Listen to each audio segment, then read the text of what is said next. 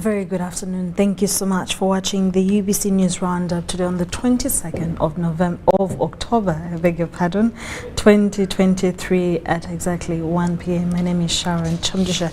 And of course, in this week, President Yoweri Museveni announced that Uganda's People's Defense Forces gunships attacked a big camp of ADF fighters 60 kilometers from the Uganda-DRC border on the Ntoroko side of the border in the wee hours of Saturday.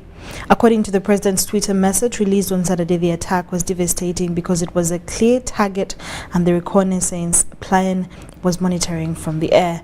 The president congratulated the UPDF Air Force and the SORR that locates these criminals. He also said that 5 people that burnt the lorry, the tourist van, and killed the 2 tourists with their driver are being hunted in the area that left of Bwera Kikorongo Road as you come from Bwera.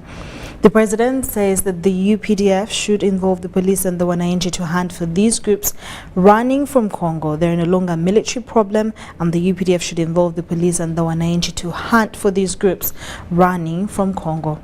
They are no longer a military problem. They are police, popular vigilance, and an anti-terrorism efforts. We're destroying their best in Congo. Museveni ends his tweet message by saluting DR Congo President Tshisekedi for agreeing to work with Uganda to uproot ADF criminals.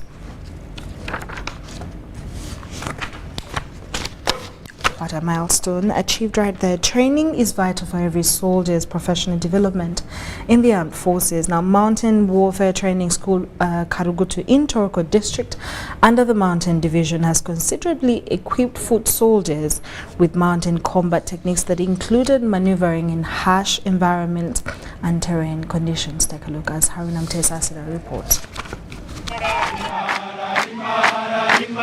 The Mountain War Training School is located in Karugutu Town Council, the local district, and is approximately 319 kilometers from Kampala on Bundibujo Road.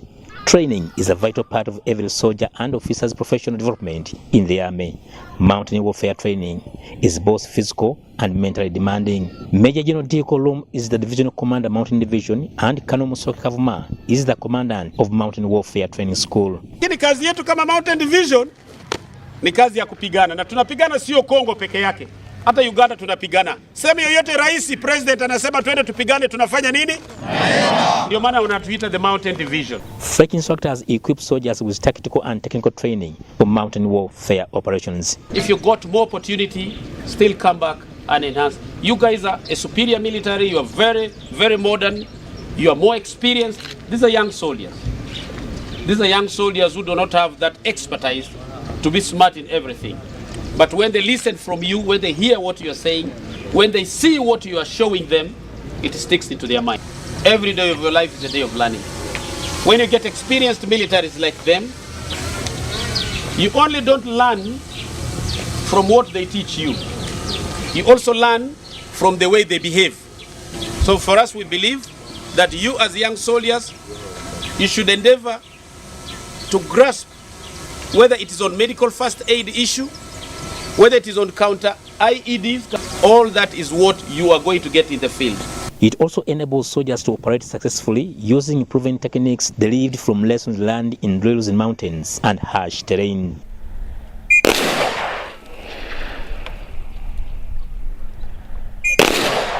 So today we are passing out a total of 503, and they are ready to begin combat. They are ready for military consumption, and effective today they are being deployed to the field. Apart from that, we had another group divided into 3 small groups, and they were trained by the French experts. Uganda People's Defense Forces in its wisdom began a mountain warfare school to equip soldiers with mountainous war tactics. Haruna Mtesasira, UBC News. Thank you so much, Harun. And now the Uganda People's Defense Forces this week reassured the public, especially those in the tourism sector, of enhanced security measures despite the recent isolated incident that resulted in the tragic killing of 2 tourists and the tour guide. Ministry of Defense spokesperson Brigadier General Felix Kuraiji confirmed that stringent measures and checkpoints have been established to apprehend ADF remnants attempting to infiltrate the country. ADF has launched an operation to track down the suspected ADF rebels responsible for the tragic incident in Queen Elizabeth National Park. The victims include Baron David James, a UK citizen, a Rai Eric, a Ugandan, and a South African citizen. We are inserted in assets, both physical and technical, to hunt down these fellows, and we are on the trail to ensure that these attackers are hunted down and killed. The bottom line, we are going to get these fellows. In fact, before the end of today, I'm very sure there will be shock in the terrorist heartland. UPDF is working closely with other security agencies to ensure a swift response in capturing the suspected ADF remnants, and thus want to assure stakeholders in the tourism sector not to be alarmed by this isolated incident. What I want to assure the tourists is that isolated, as I've indicated, certainly this won't happen again. There are resources that we have had to put in place in terms of the technical intelligence capabilities to ensure that we monitor the movements in the national parks. Number two, you are aware that the national parks have their own security. The Uganda Wildlife Authority has its own security that is reinforced with UPDF. So this vigilance will continue. They don't have to worry. The UPDF urges the public along the Uganda-DRC border to remain vigilant as ADF remnants may attempt to re-enter Uganda while fleeing from the UPDF and FADC forces in the DRC. They hoped this would divert us from inside Congo to come back, so that they are relieved of the pressure we have mounted. So you are right, we have mounted pressure, but we have also deployments this side of the border to ensure that these attacks are mitigated or stopped. In the past week, suspected ADF rebels have been responsible for at least 2 incidents, resulting in the deaths of 5 individuals. This underscores the importance of public vigilance and heightened security awareness to mitigate their potential threats. Abdul Nasir Luwama and Rogers Komagom for UBC. The Omusinga wa Rwenzururu Wesley Mumbere this week celebrated his 57th coronation anniversary at the Royal Hill in Kasese district after 7 years of incarceration. Upon his arrival at the Hill, traditional rituals were performed, and he later was joined the people, for a reception at the golf course.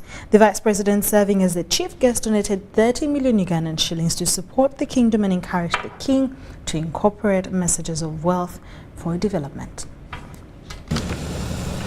His Majesty the Omusinga wa Businga wa Rwenzururu has been coronated for the 57th time as the King of Rwenzururu Kingdom. This event took place at Base Camp Upper Royal Hill in Kasese district.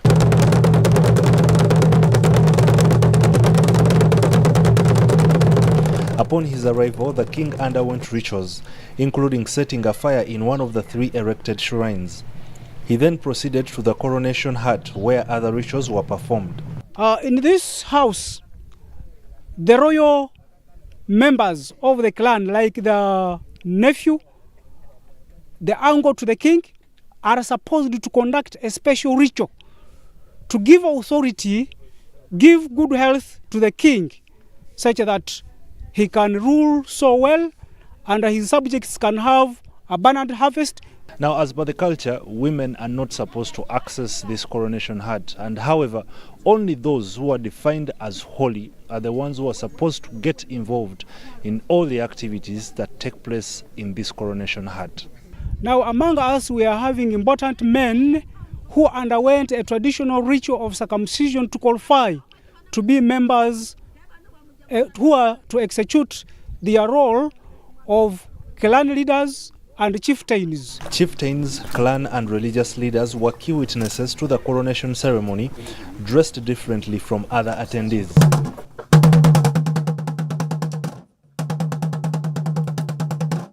Are you still going to perform those rituals while dressed like that, or you will have your entire dress code changed? Thank you.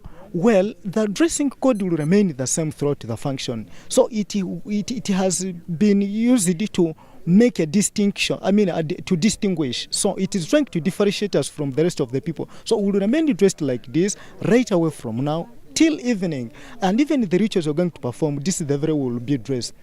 We should stop thinking that the function of crowning a king is a function of people who believe in spirits. No, we are here, religious people. So it is a religious function. Myself, I had negative attitude towards these such houses. But now we have moved around, we have seen there are no spirituals there are no what, but they are, like here where we are standing now, it is like a museum where people go to Entebbe for, I don't know, to see the elephants, the whatever. Now here we have seen the first hall of the Mukonjo, of the Renzururu. Charles Wesley Mumbere, while addressing the subjects at Golf Course, preached reconciliation, humility and unity. The Omusinga also urged locals to embrace government programs to alleviate poverty, echoing the sentiments of the Vice President of Uganda, Major Jessica Alupo, who emphasized the same. I appeal to every one of us to be actively engaged in a productive work so that we can fight poverty and ensure food on our tables. We need to produce for our livelihoods as well as for the market because we have full potential. The primary focus of the NRM government is to trigger the socio-economic transformation of Uganda. We have guaranteed peace and stability, a precursor rejecting the poison of sectarianism on account of tribe, gender, age, religion, etc. We have improved the human resource through universal education and mass immunization of all children. Security forces maintained a presence in the area, conducting foot patrols and surveillance to enhance the protection of participants at the coronation ceremony. This 57th coronation anniversary coincided with the 14th recognition anniversary for the Renzururu Cultural Institution. Ivan Kahwa and Dan Lugemwa, UBC News in Kasese District. The First Lady and Minister of Education and Sports, Mrs. Janet Museveni, this week advised communities of Ntungamo district on how to maximize the benefits of the parish development model. The First Lady mentioned enterprises like goat rearing, highlighting its sustainability, especially for women who have access to grazing land. She explained that goats multiply rapidly and can be sold to generate income, which can be then reinvested in large ventures such as cow rearing. Take a look. The First Lady talked about enterprises like goat rearing, which she said is easy especially for women if they have land to graze them because the goats multiply quickly, and when sold off, one can use the money to upgrade to a bigger enterprise like rearing a cow. She also talked about growing beans and cited some women in Kanungu who are very hardworking and have greatly benefited from growing beans. Enterprise selection ni kintu kikuru otsente twakora tutungi otutomu kintu ekyokumanya oti hakuza kwaho emyezi 3 nja kuba nyine kine kirimo. The First Lady was addressing stakeholders of the PDM program from Kajara County, who she met at Rashamiri Town Council Playground, and this was the beginning of her 1-week monitoring of the implementation of the Parish Development Model Program in Ntungamo District, where she's also the NRM chairperson. The participants in the meeting included Kajara's Member of Parliament, Honorable Michael Timuzigu, and Ntungamo District Women MP, Honorable Jocelyn Bata Kamatenet, the LC5 Chairman, Muchunguzi Samuel, the RDC, Muchunguzi Geoffrey, and other political and technical leaders from Ntungamo District and the 5 sub-counties, 4 town councils, and the 33 parishes and wards in Kajara County, some of the PDM beneficiaries, and opinion leaders. According to reports presented by the parish chiefs, The 33 parishes and wards in Kajara County have each received 117 million shillings in 3 disbursements since the national launch of the PDM strategy in February 2022.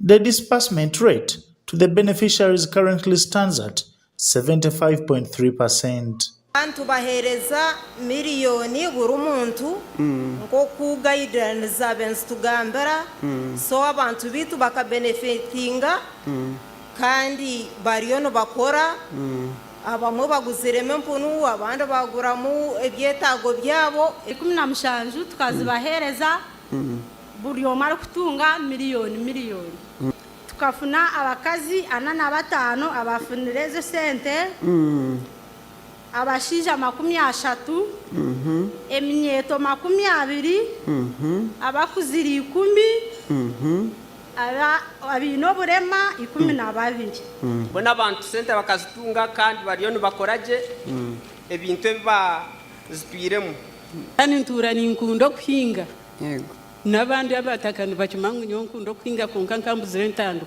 ngeni hata nkajubona mpinjire chimwe bihimba.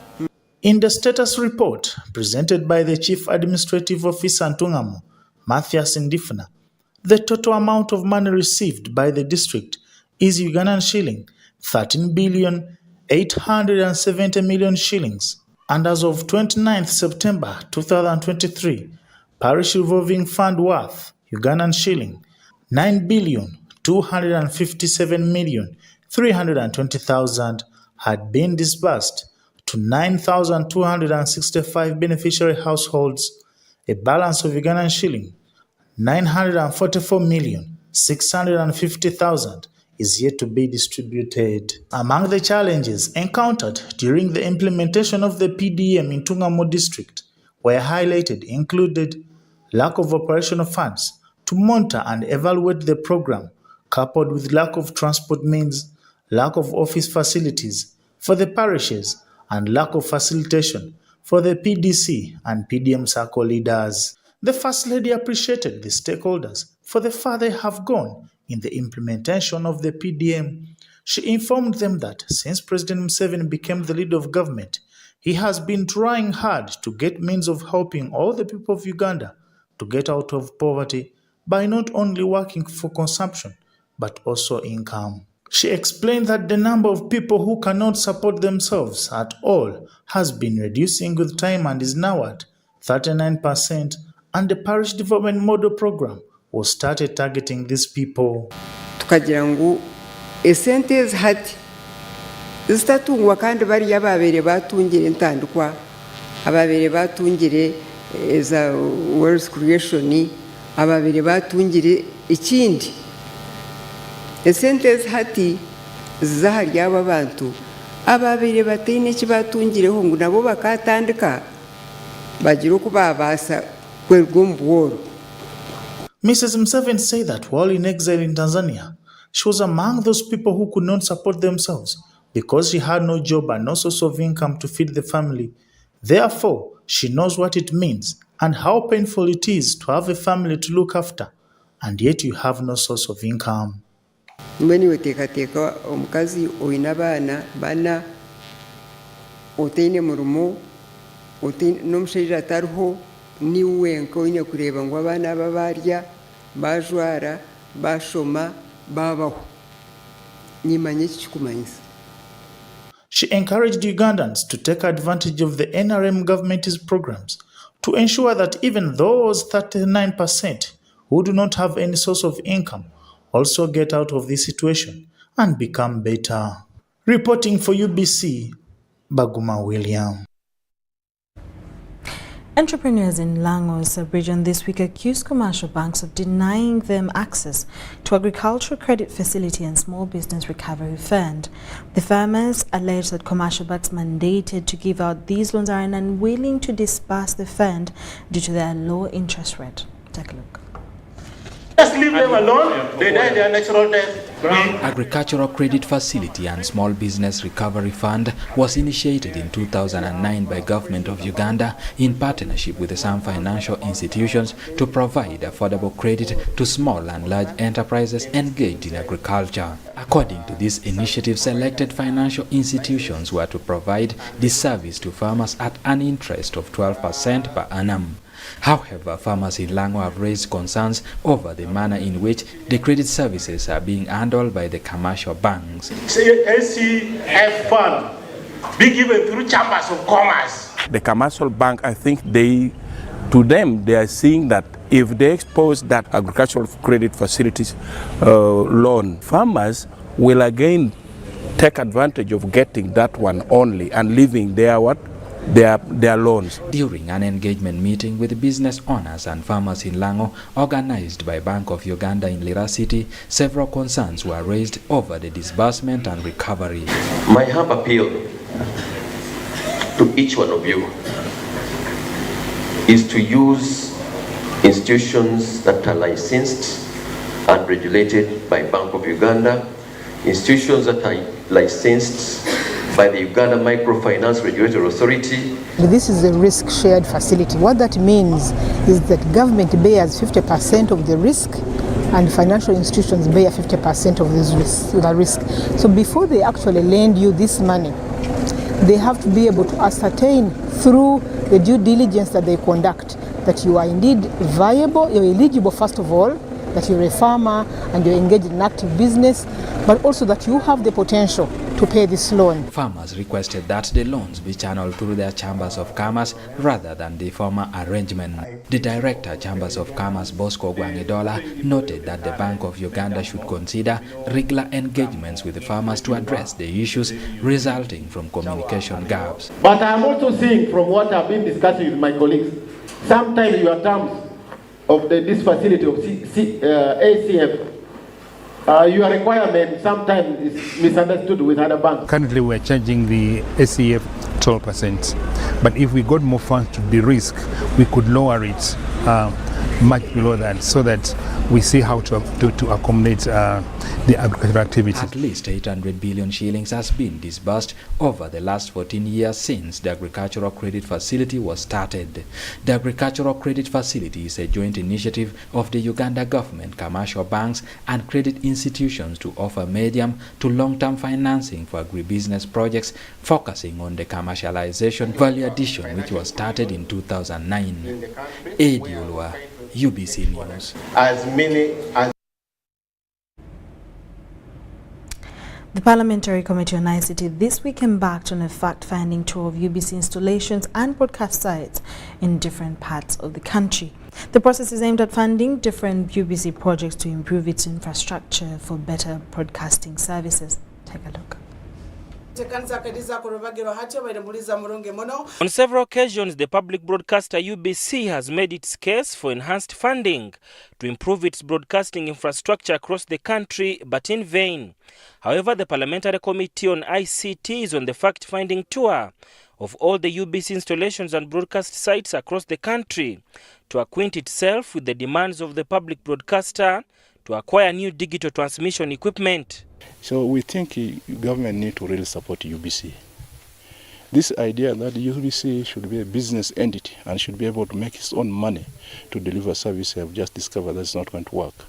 We cannot allow the national carrier, the national broadcaster, to work like the private sector, who are business oriented, who focus on the profitable sectors of the population. For UBC have to broadcast government programs to all the citizens of this country. So it is through UBC that such information can be delivered to the community, because it is non-profit making. So the governments will really support UBC in order to see that the information required reaches to the community. This tour comes at a time when Parliament is in the budget framework process for the next financial year 2024-2025. When they are planning in their coming budget, I recommend that the DTT should be rolled on in other districts or in other parts of the country. So this is a very strong recommendation we are going to give. And this visit is timely because we are going to start looking at the budget framework papers and budget estimates for financial year 2024-2025. And we think some of these challenges we are going to work with the Minister of ICT to see that they can be addressed. Limited remunerations for employees off and on signal for local radio channels affiliated to UBC and satellite cut-off for free-to-air broadcasting services are among the deeper malaise affecting the public broadcaster and its mandate to take lead. Because most of the areas, we have not covered them. For example, we are not in the Bundubujo side of Ntoroko, the other side of Lakai, but hopefully with the incoming phase and having had the MPs visit us, we pray that the management engage them and we have all the areas covered. We had also planned to have boosters in areas that are not being reached by the stations we're having currently, so that we have boosters in places, say Rukungiri, to cover areas of Kanungu. We originate our signal that supposed to cover the whole of Western region. However, much as we do the work, we have been facing some hindrances like limited coverage in some districts due to technical challenges at transmission sites which are not operational because of challenges of technicalities and others. And other challenges at the station, in the studios, transmission, which require adequate funding. The Parliamentary Committee on ICT tour to the Western region marks an end of the fact-finding mission, and now the committee will present a report before Parliament to determine whether UBC will receive over 100 billion shillings to implement its projects. Sada Mubale, Stephen Kalisha, UBC News. The Minister for Security, Jim Mwezi, this week updated the Parliament on the ongoing investigation into the deadly attack on the tourists at Queen Elizabeth. Minister Mwezi maintained the status as addressed by the President Yoweri Museveni in a statement through Twitter. Mwezi read to the members President's statement, which among others entailed a detailed way forward as far as investigations are concerned. A cowardly act on the part of the terrorists attacking innocent civilians, and tragic for the couple who were newlyweds and visiting Uganda on their honeymoon. Of course, these terrorists will pay with their own wretched lives. However, killing these wretched individuals will not bring back the lives of these wonderful friends of Uganda who had chosen our country for their honeymoon out of the 193 countries of the world. Our High Commission in the UK will reach out to their families and provide whatever support is necessary in this tragic situation. More importantly, the UPDF, the police, the Uganda Wildlife Authority and intelligence services should ensure these mistakes do not happen again and that ADF is wiped out. The wiping out is moving very well. What needs to be done is to ensure that remnants do not commit these atrocities. There were a few gaps in the handling of these remnants. UWA was guarding tourists once they were in the park. However, apparently, the tourists were arriving and departing individually. It is this gap that they used. Secondly, UPDF has been using one form of tracking these fugitive groups from Congo, Kufata Nyayo, following their tracks, Echsinde, Echarari. there are more reliable ways of tracking, which we have discussed with the army. The terrorists will be defeated like Konyi was defeated, and the cattle rustlers that have been killing people in Karamoja and the surrounding districts, or those that were cutting people with pangas, Ibijambia, in Masaka. May the souls of may their souls rest in eternal peace. Signed, Yoweri Kaguta Museveni, General Retired, Sabarwanyi. Honorable colleagues, this matter, I don't want to open it up for any comments. I request you. It's a very sensitive matter. The academic registrar, Uganda Petroleum Institute Chigumba James Bagaya, this week advised Nalinya Luantali Girls Primary School P7 candidates to be brave and courageous when writing for the upcoming PLE exams to enable them to attain better grades. Bagaya has gave the advice while officiating the dedication service for Nalinya Luantali Girls Primary School and at the school premises in Ndeje Town Council, Luero District.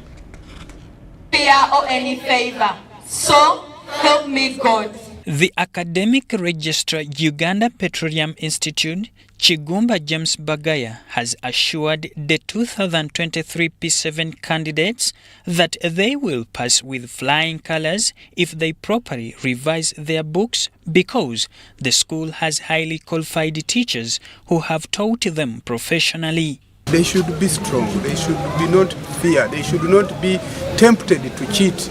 You know, as we know in Uganda, when it is around this time, some people come around confusing candidates, confusing its teachers to extort money from them for cheating exams. But these are children who have been prepared, who are ready to do exams. So we encourage them. He was officiating the dedication service for Nalinya Luantale Girls Primary School P7 candidates at the school premises in Ndeje Town Council, Luelo District. A guest preacher from North Mbale Anglican Diocese, Reverend Alfred Wanyaka, says that God will not fail hard-working candidates who have studied with a school that has been a formation center for so many great Ugandans. You have all you need, even more than you need. And that's why the Lord is saying, fear not, for I am with you. The Lord is with you. He is walking around you. Nalinya Luantale Girls Primary School head teacher Mrs. Beatrice Nasamba Sentongo says that the candidate is missing of vital lessons from primary 4 to 5 as a result of COVID-19 pandemic has been their biggest challenge. The teachers have tried very hard to go back and revise work from P4, P3 up to date, up to P7, and by now they are okay. And we know that they are going to perform very well in PLE. 76 pupils of Nalinya Luantale Girls Primary School have registered to sit for this year's primary leaving examinations, slated to start next month, November 2023.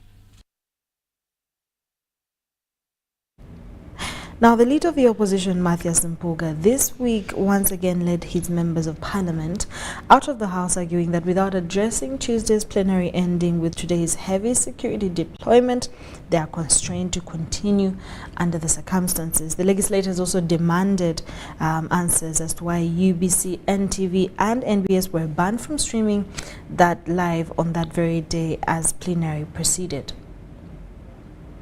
Legislators have once again walked out of today's plenary sitting in protest of heavy deployment in Parliament, and also denying them a chance to table the video showing the alleged human rights violations by security operatives.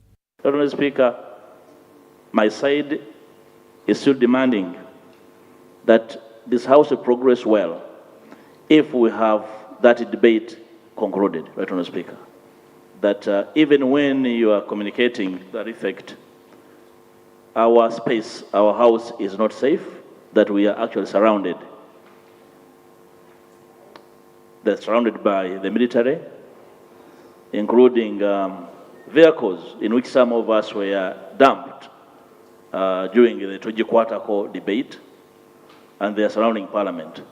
The leader of the opposition also wants answers why UBC TV, NTV and NBS were banned from streaming live today's plenary proceedings. The opposition insists that the Internal Affairs Minister, Major General Jim Muhwezi, must explain the security attack on the National Unity Platform party offices recently, in which party leaders and supporters were arrested. The video was never played. You all recollect the circumstances under which it was withdrawn.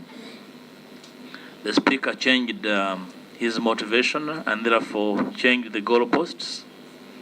And the video was never played, meaning that there was a deliberate attempt to frustrate our response to the statement made by the Minister of Internal Affairs.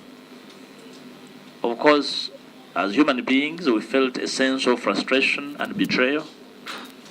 The subsequent actions of the various members, the suspension of our own members, 5 members. Despite the walkout, the House proceeded with business. As the tensions remain high, the Deputy Speaker of Parliament maintained the fort to remind the MPs of the parliamentary rules of procedure. Shamim Naiga and Gloria Gutabenji, Parliament. Pay or shop with MTN Momo and get cashback every week. It's free of charge. Wano nno tuli bukoto era lero wetugenda okugaba pichipichi yaffe eri omwanguzi waffe wano wetuze. I'm so excited and I'm sure even all the people, all the staff at Kwaliwath, they're all excited. We thank you very, very much. Myaka 25 nga MTN ewereza naye nga buli week tugaba pichipichi 5. Very, very excited. I'm excited about MTN giving back to its customers. I'm really grateful. Thank you so much, MTN. The fact that we have won really shows that people like Mama. Their services are really nice. MTN, your services are okay. The network is good. We are satisfied. Chikola sense ne?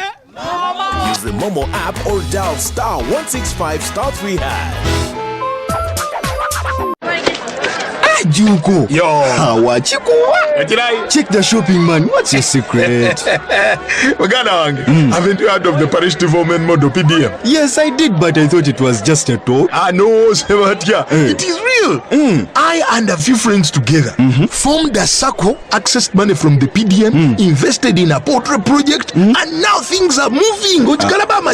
Juko. I thought I was one of your friends. You are. But you left me behind. I didn't leave you in poverty. What you do, just visit your LC2 chairperson and your parish chief and start the process of economic transformation.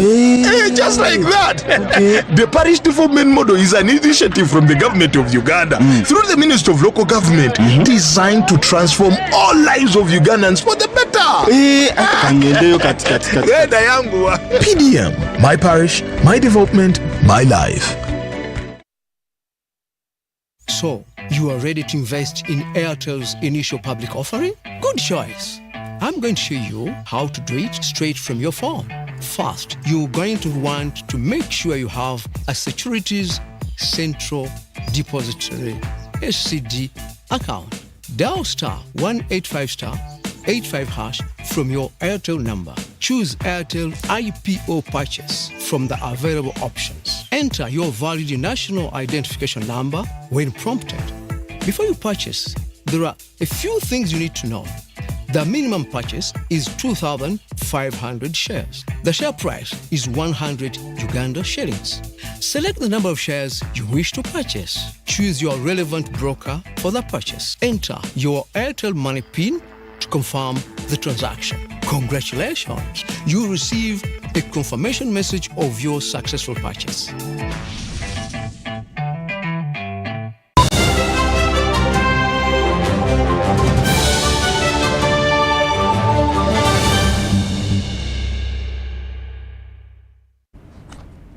Welcome back from that short commercial break. In our business stories of the week, citrus fruit farmers in Teso sub-region have been trained and oriented on how to manage orange-related diseases that have led them into making losses. This follows a public outcry from one of them from the Amuria district, Helen Beatrice Atai, who could not hold back her vulnerability publicly, calling for rescue. Atai says she has invested over 5 million in agrochemicals which have turned ineffective, attracting the attention of National Agriculture Research Organization. Okurut reports. Ranges about 500 trees. The person you hear speaking in this phone-recorded video is Helen Beatrice Atai, a citrus fruit farmer from Amuria district.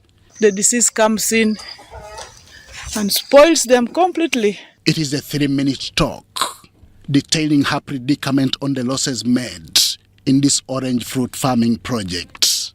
It is a venture she established in 2013. After 3 years, the effort began bearing fruits.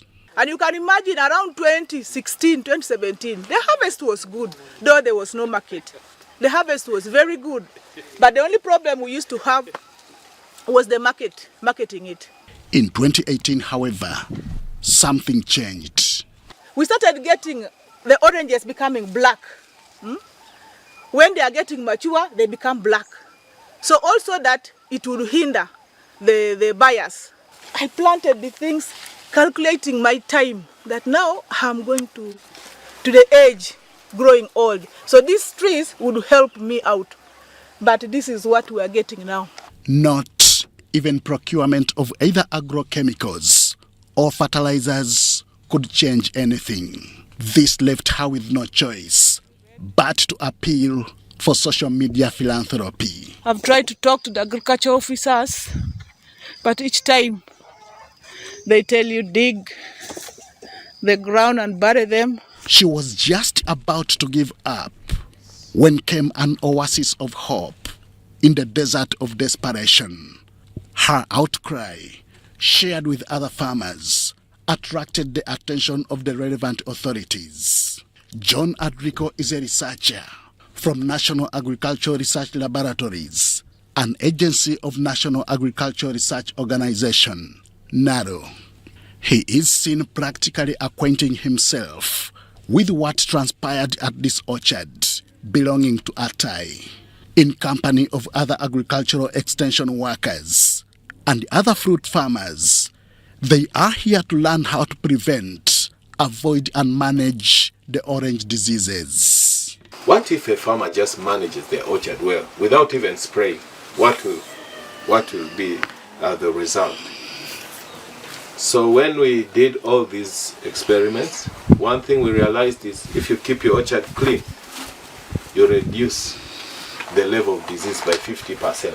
Maybe if Mama has been burying these things, has she been burying them properly?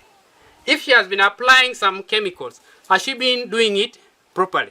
With the problem discovered, solutions identified and suggested, it is time to put theory into practice. Mobilized farmers are taken through. Pruning of orange trees, one of the suggested solutions. But this is going to be a beautiful tree, citrus tree. Engom Peter, an orange farmer from Kalaki district, has done this before on his own farm. When we look at their trees, some are producing 2 basins, some are producing about 3 basins. But if they will take up our teaching and training, when they will apply all these technologies we have, each tree will be able to produce 1 bag or 2 bags per harvest. And that's what really we have been doing with other farmers. This is not all. Trenches have been dug for trapping of water into established basins.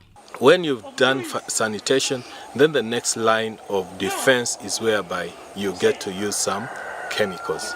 We found out carbendazim as an active ingredient is very effective in managing this disease challenge.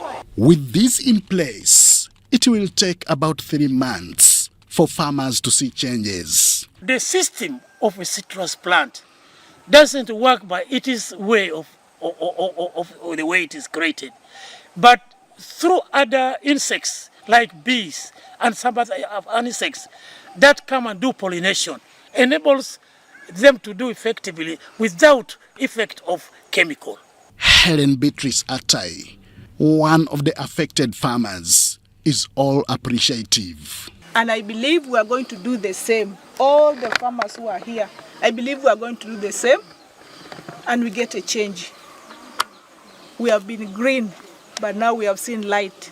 Why don't we move with the light? Teso sub-region is known for fruit farming across all the 9 districts, including mangoes and oranges, to the extent that even a fruit processing factory was established to absorb all these raw materials. Unfortunately, the orchards are being attacked by strange diseases, leaving farmers counting losses, something that still requires further attention and action. Henry Okrut, UBC. The Central Corridor route has received a massive cargo transport boost.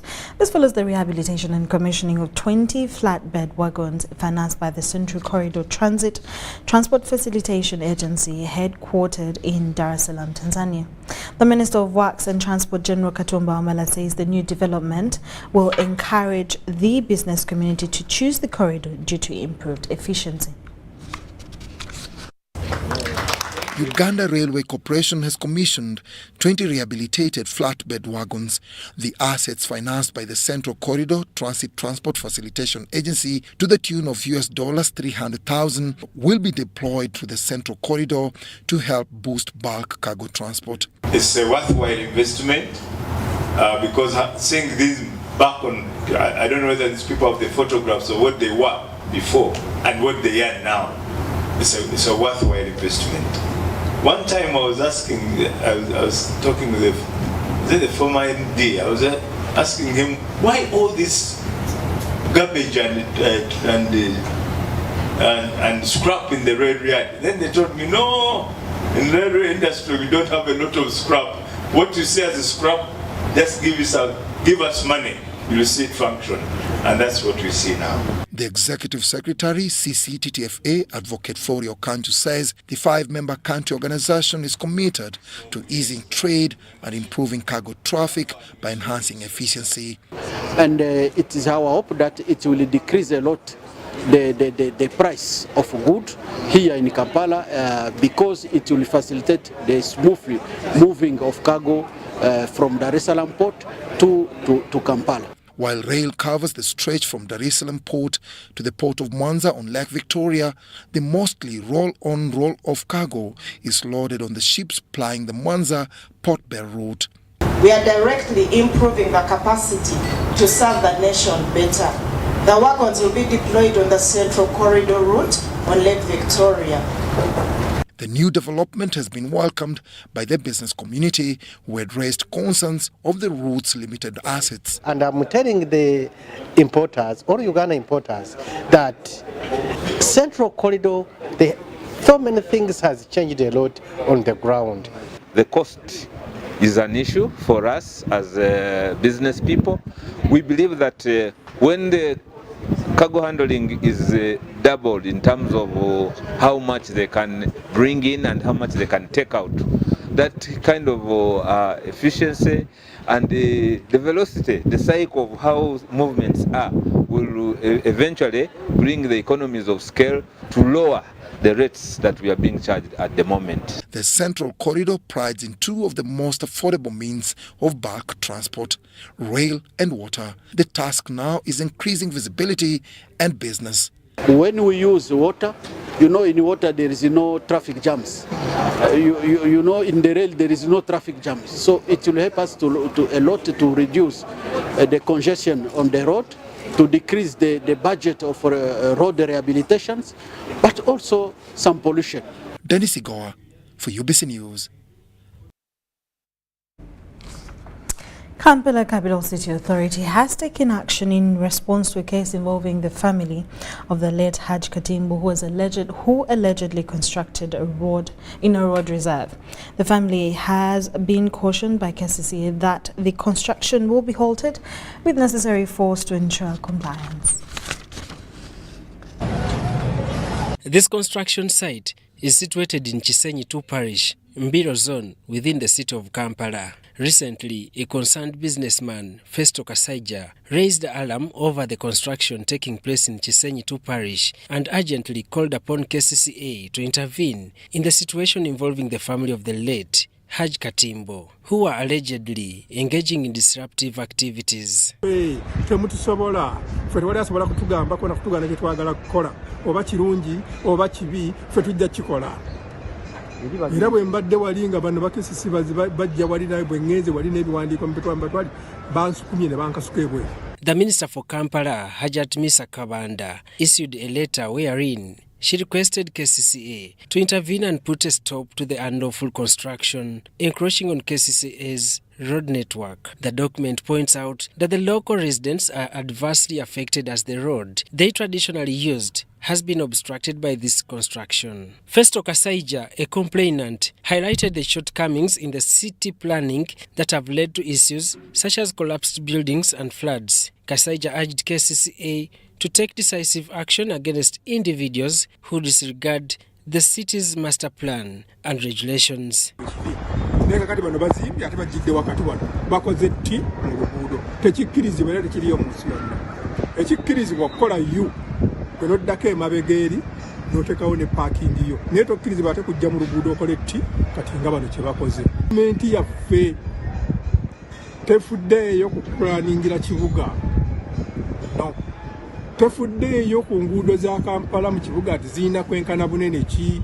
The KCCA spokesperson Simon Kasiate revealed that the family of Haj Katimbo has been cautioned on multiple occasions to cease their construction in the road. At times, they have obstructed KCCA officials from inspecting the site where the unauthorized construction is taking place. For the most part, we will try within what's humanly possible to enforce, and we know for a fact that the law is on our hands, and without a fear of contradiction, this developer will certainly be brought to account. But in this solution, our appeal has always been, we don't want to resort to forceful enforcement as a first resort. That usually comes as a last resort. Kasiate warned that repeated violations of the city's planning regulations may compel the agency to employ stronger measures to prevent infringements upon the city's master plan. At times we appeal to people to be self-respecting, to introspect and try to do the right thing.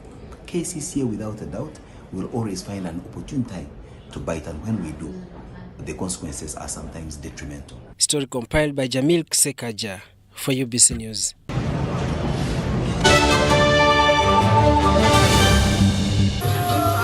Lagos, Nigeria is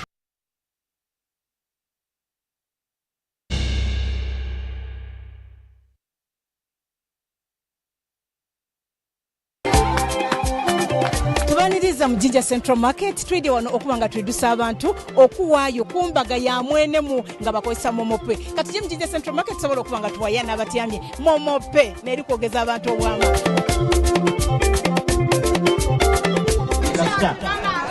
tamu ndala otemu mukaga otemu itanga otemu sita onige isatu onige ash onige yes aye nga tuwaayo tikashi nga tuwaayo nga tubita ku momope enkola ya MTN niga 70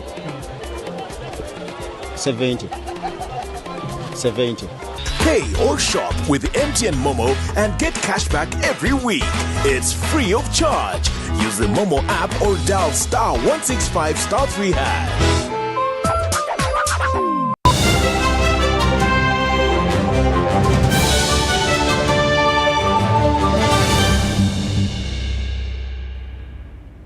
You're still watching UBC News Roundup, and from the international scene we have our own Uganda Airlines that launched commercial operations to Lagos, Nigeria, adding yet another destination to expanding network. The airline has positioned the Airbus A330-800 neo aircraft on this route, which has been poised by many to boost trade between Uganda and Nigeria. State Minister for Transport Fred Byamukama presided over the flag-off ceremony at Entebbe International Airport. Lagos, Nigeria is Route 13 on Uganda Airlines route map. The airline, with a fleet of 4 CRJ 900 aircraft and 2 wide-body Airbus A330s, has now got West Africa connected to its network. The flight to Lagos was flagged off by the State Minister for Transport, Fred Byamukama, who underlined the substantial potential of this new route, emphasizing its role in enhancing trade and tourism ties between Nigeria and Uganda. Ugandans can export fruits there. For example, in Nigeria they don't have passion fruits and they enjoy our passion fruits. We have good milk, we have beef. We can also import a lot from Nigeria to Uganda. This flight to Lagos takes us over the DRC. It takes us over the Central African Republic, it takes us over Cameroon, and then into Nigeria. The connection between the two nations is expected to open up exciting opportunities for collaboration and growth. How this route, direct route, is going to boost trade, business, education, health, in all spheres of... Now this country has some of the finest minerals you find on earth, and why not connect those two countries so that they can invest together? And that investment is not only for Uganda and for Nigeria, that investment is for Africa. The Deputy Director General of Uganda's Civil Aviation Authority highlighted the broader significance of this route. Aviation industry globally is moving. In Africa, we are looking at SATAM, where we want to fly from one country to another with no restrictions. So such routes are an opening for us. Uganda Airlines CEO Jennifer Wamtorachi expressed high excitement and optimism for this new venture. Our service of just 4 hours to Lagos addresses an existing need that will be a catalyst to unlock the immense potential market force of over 220 million people in Nigeria. The inaugural flight from Entebbe to Lagos was skillfully piloted by Captains Isaac Ogoi and Kokoro Jadan, along with First Officer Martin Ritchie. We have brand new aircraft, we're expanding, there are new routes coming up, and definitely as the routes come up. We're happy that today we start a new chapter in the growth of the airline, and we're looking forward to connecting Uganda to the world using these wonderful Uganda Airlines. Shaidat Nasakum, Sula Kagugube, UBC News.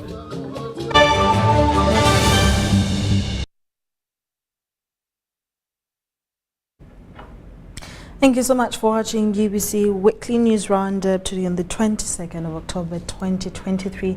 My name is Sharon Kyomugisha. Have a good afternoon. You can join me later for more news coming your way, starting up today at 8 p.m. and 10 p.m. Bye-bye.